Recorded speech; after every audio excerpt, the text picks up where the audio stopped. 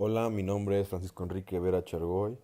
Mi matrícula es A0328942 y hoy vamos a explicar un tutorial sobre solidificación.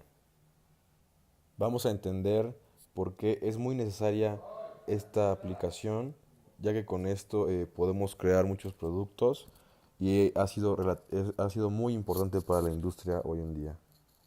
Como podemos observar, aquí tenemos la curva de enfriamiento, en donde se miden dos variables, la temperatura en grados centígrados y el tiempo en segundos. Como pueden ver en la curva de enfriamiento de la izquierda, tenemos el enfriamiento normal del líquido, que no es más que una línea recta con pendiente negativa, que nos indica el tiempo que tarda en enfriarse el líquido. En la parte de abajo de esta recta tenemos desde el punto B al C una curva que va bajando que se llama curva de subenfriamiento, la cual es necesaria para que ocurra la nucleación homogénea. Después tenemos la recalescencia y por último la solidificación isotérmica, que va encaminado a que haya fusión. Si trasladamos esta gráfica hacia la derecha, podemos observar que tenemos la velocidad de enfriamiento, que es simplemente el diferencial de T, de la temperatura, sobre el diferencial de tiempo. Esto nos puede explicar el sobrecalentamiento. Después tenemos la interrupción térmica, que es un tiempo de solidificación local. Y si analizamos todo el eje del tiempo, sería el tiempo total de solidificación. Para conocer el tiempo de solidificación necesitamos usar una ecuación que se llama la ecuación de Shvorikov, la cual nos ayuda a conocer el tiempo local de solidificación.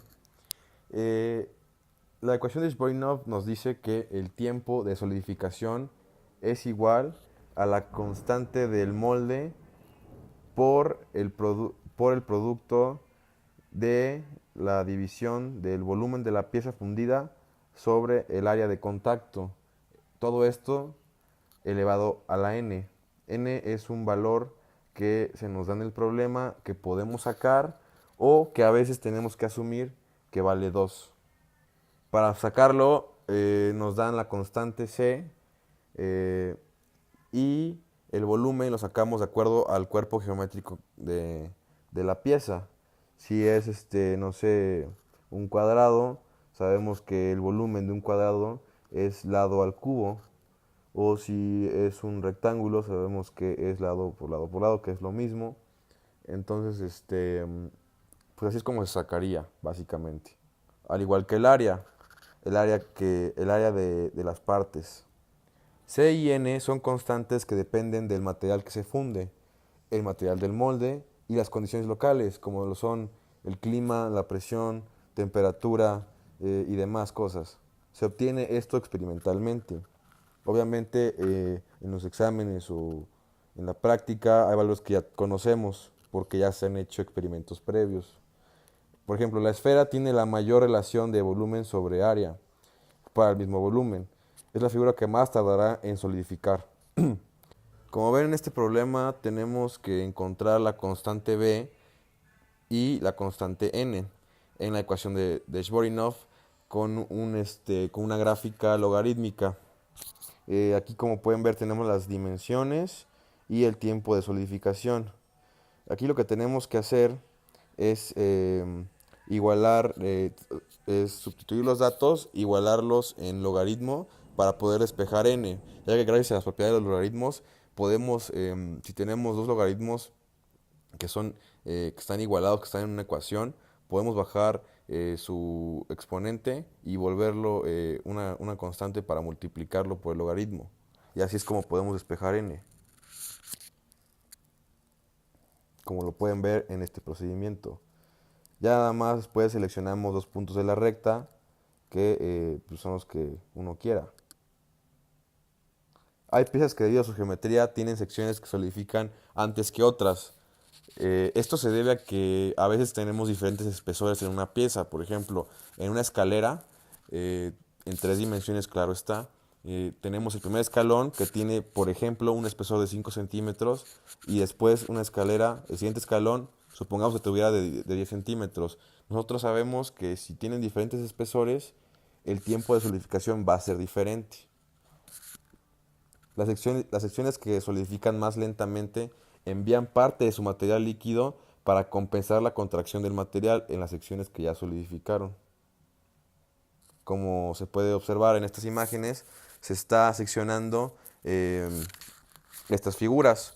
Estas figuras tienen un cargador que es parte fundamental para el proceso de solidificación, ya que como pueden observar, la parte que ya solidificó, la parte de espesor más chico, va creando microcavidades, las cuales se van rellenando con el líquido que está en el espesor más grande.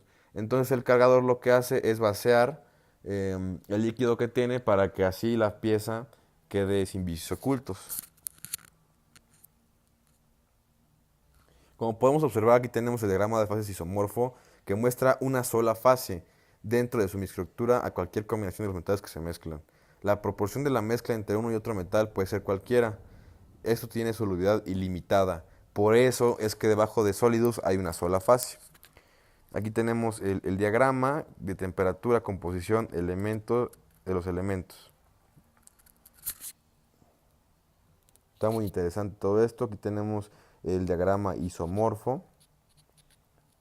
Como pueden ver, se puede trasladar este diagrama hacia una ojiva, un tipo de gráfica más para entenderlo de mejor forma. Sin embargo, no siempre conviene usar este mecanismo de endurecimiento.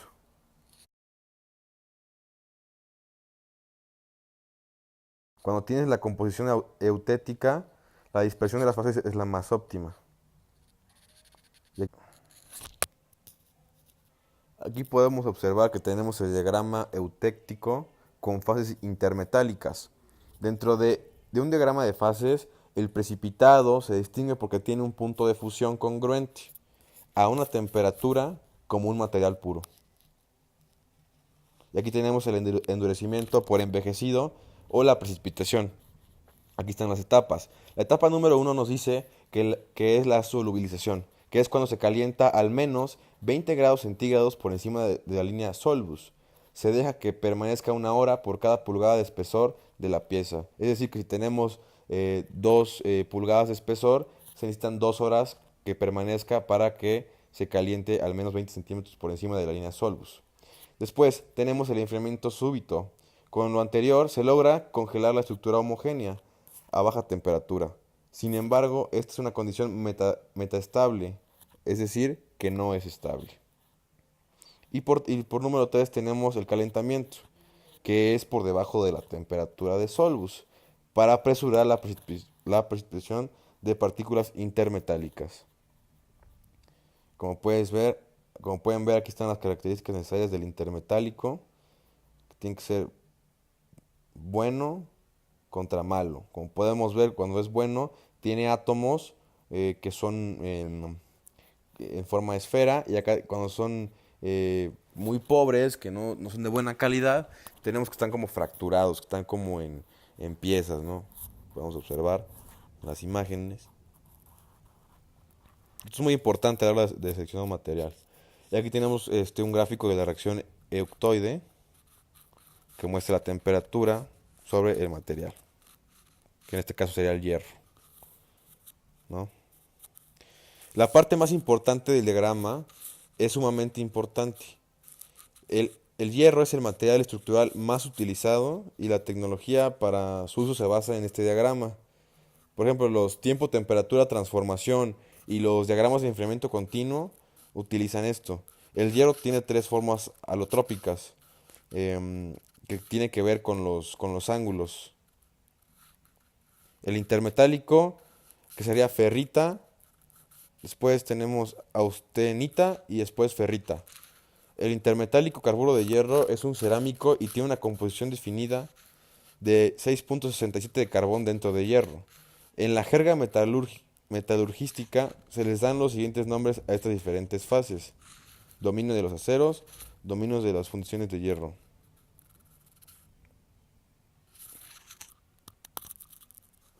Continuamos con la metalurgia física del acero. Al variar el contenido de carbón, añadir elementos de aleación, modificar la velocidad de enfriamiento, dar tratamientos mixtos de revenido, esferoidizado, normalizado, recocido, tratamientos isotérmicos y tratamientos de enfriamiento continuo, trabajado en frío, etcétera, etcétera. Se está modificando la microestructura de un acero, lo cual lleva a tener una variedad de propiedades y aplicaciones enorme para estos materiales. Es como cuando hacemos un recocido total a una pieza para devolverle ductilidad y regresar a sus propiedades anteriores después de un trabajado en frío. Claro está, el trabajado en frío es para reducir las dimensiones de lo que tengamos como producto, y el recocido total nos ayuda a devolverle propiedades que antes tenía para que quede igual pero más chico.